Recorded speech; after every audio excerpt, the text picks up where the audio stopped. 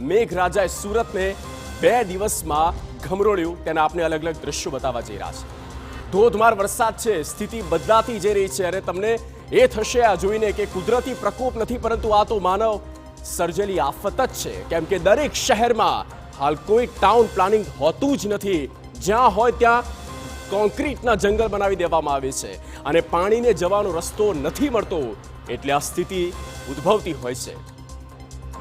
ભારે વરસાદ છે અને સરથાણા વિસ્તારની વાત કરીએ તો છાતી સુધીના પાણી જોવા મળ્યા છે. જ્યાં સરથાણાનું વાલમનગર અને ત્યાં સોસાયટી જે આવેલી છે વાલમનગર સોસાયટી, ત્યાં પાણી ભરાયેલા છે.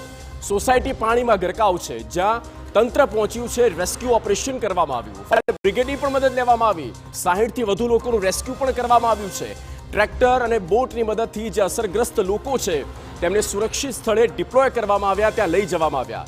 અનેક સોસાયટીમાં પૂરના પાણી ફરી વળ્યા છે.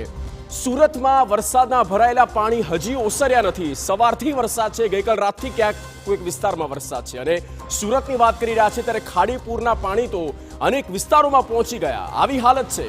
સુરત જિલ્લાની પણ વાત કરી લઈએ તો ત્યાં પણ ભારે વરસાદ છે. સીમાડા ખાડી ઓવરફ્લો થઈ ગઈ અને ખાડી કિનારાના જે અનેક વિસ્તારો છે, લો લાઇન એરિયાઝ આપણે એમને કહીએ, અને ત્યાં ખાડીના પાણી એમાં ઘૂસી ગયા છે. જુવા દ્રશ્યો, મોટા મોટા દાવાઓ થાય છે. સુરત મહાનગરપાલિકાનું આ કામ થયું છે, તે કામ કરવામાં આવ્યું, પણ ક્યાં છે કામ? સમગ્ર આ સુરત શહેર આખું સુરત જાણે ડૂબી ગયું છે.